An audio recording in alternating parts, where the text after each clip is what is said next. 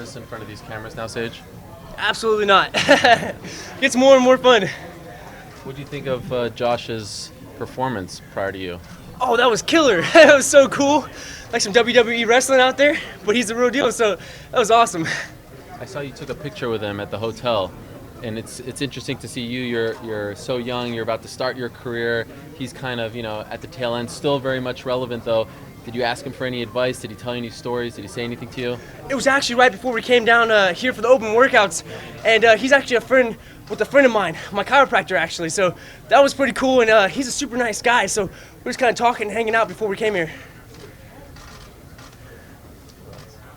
Is it difficult from going a year ago to you just had a Facebook page and you lived your life to 1 year later now some guy named Chuck who you've never met is like, fuck that guy? Is it difficult dealing with the good publicity, the bad publicity, all the people in general?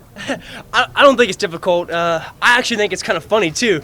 So a lot of times, anything that someone tries to say negative is actually kind of funny, and I really don't listen to any of the negative stuff. So anything that's positive, that's kind of the stuff I'm listening to, and that's kind of like what brings you up. So there's always a positive side, there's always a negative side, but you can choose which one to listen to.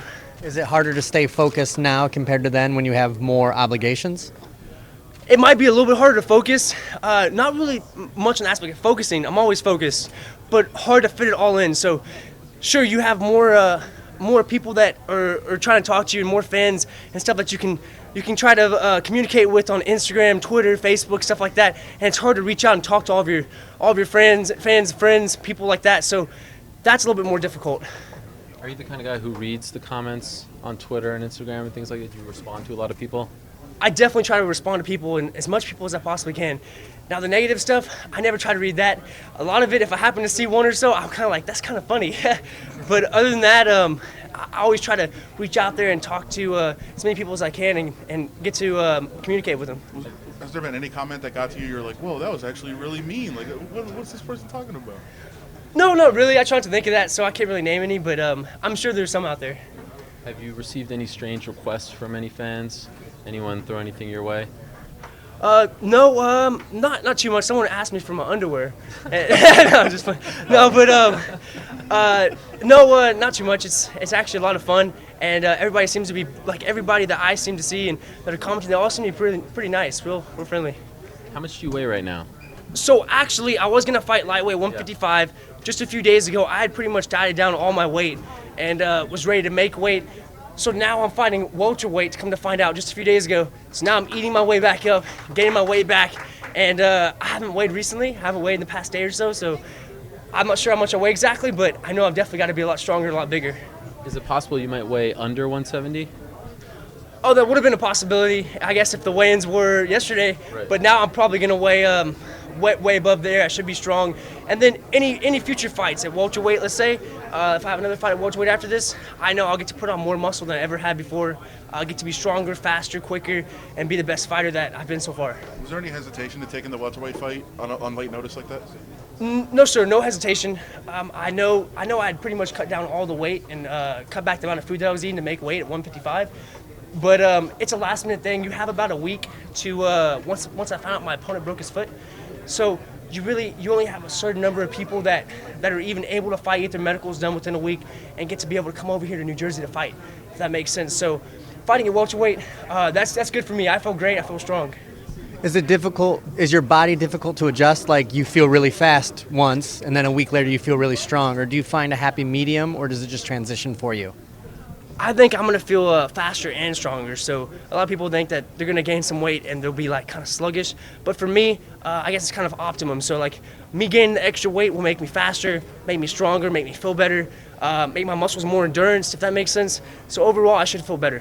And how do you put on the weight? Do you just go to Cheesecake Factory, or do you start eating bread, or what do you do to put it back on? I really like pizza. No, I'm just kidding. But I do like pizza. But no, I always eat pretty healthy food. So real lean, like hamburger, chicken, whatever it might be, and put it on that way with the fluids too. You've been on Fight Pass, and you're happy to be on there. Now, what do you think about being on this other platform, Fox? Both Fight Pass and Fox are awesome. So Fight Pass, you can plug in your computer to the TV, you can pull it up anywhere pretty much you want on your computer, and you can watch it from right there. So that's super cool. I have all my friends and family that tune in and watch it. But then Fox is awesome too, because so many people around the world can tune in on Fox. So they're both awesome, both incredible, and it's just an honor to even be here fighting for the UFC so soon. How much did you know about Barberena before you were offered him, and how much have you looked into him now? So really, I didn't know anything about my opponent, Barberena, before I was offered him. And then that's who I got matched up with. I still really don't know much about my opponent. I know that he was going to fight a fight coming up 2 to 3 weeks after this one, January 30th. That's what I've heard, but he decided that he's going to fight on this one instead. So he's my opponent now, and that's pretty much all I know. It feels like the last 2 opponents that you've had, they've all said, oh, I'm going to be the one to stop the Sage Northcutt hype train, and he has a hashtag out there to that extent as well. Does that stuff make you laugh? I'm guessing it does, yes?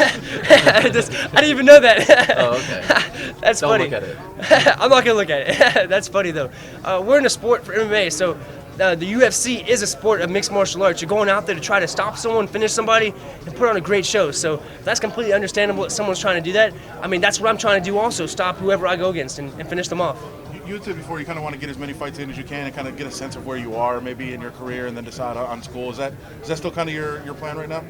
It definitely is. So I'm still taking the minimum number of classes right now, just as I was last semester. The semester actually just started back up because we had Christmas break. So just a few days ago before I came down here, school started back up, and now I'm back in school. So I'm still enrolled as an engineer at Texas A&M, but I'm still focusing on the fighting right now. Would it just be like a matter of how quickly your career kind of takes off to decide, if you're gonna just do it full time, or is there like something that'll decide that for you? Really, I'm trying to do both at the same time. Just right now, the engineering is so hard to get into, if that makes sense. Especially for Texas A&M, it's the #1 school in the nation, I believe, for petroleum engineering. So, just being a limited number of people, if they only accept 50 people per 40 or 50 per semester that get into the subject, then if you get into the subject, that's a subject you kind of want to stick to for now, and then decide what you want to do. So I'm able to do it right now, train and study at the same time, but in the future it is a possibility. I might be training full time, take a break from school. I asked you this last time and you couldn't answer it. I'll try one more time. When's the last time you were mad, or what got you mad? Last time I was mad. I still don't remember that. It's a good question, though. Think about it for next fight. Will Faraz be in your corner again? Yes, sir. Faraz will be. Mr. Zahabi will be in my corner again. But you didn't train in Montreal, right? No, sir. I will be going back there, it looks like, after this fight. Train there for a little bit, also while I'm doing school, back and forth. But, yes, sir, he's going to be inside my corner. And you were just with Dana and Matt Serra and Nick the Tooth, right? They were filming around you. What did you guys do together, and what was it like now being sort of an alum of the show, being back with them? Oh, that was crazy. They're the 3 bravest guys I pretty much ever met in my life. So I don't want to tell you what happened, but they went bull riding. Oh. That's all I can say. They went bull riding. I'm not going to tell you what happened, but it was insane. So if you could tune in and watch the show, you're going to freak out. And now there's a new Sage Northcutt. His name is Randy Brown. He's following in your footsteps. What advice would you give to him as he makes his debut after being chosen on the show? That's awesome. He's doing a great job. And I would say take one fight at a time.